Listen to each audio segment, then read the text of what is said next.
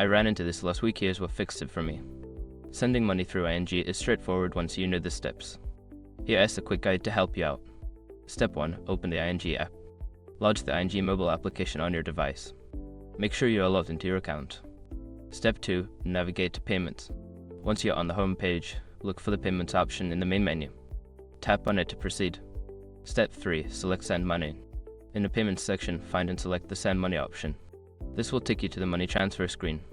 Step 4. Enter recipient details. Before filing a refund or dispute, use the icerock.com link in the description to open the refund dispute deadline calculator and confirm your deadline. A quick tip: if you enter an incorrect account number, your transfer could fail, so always verify it before proceeding. Step 5. Confirm and send.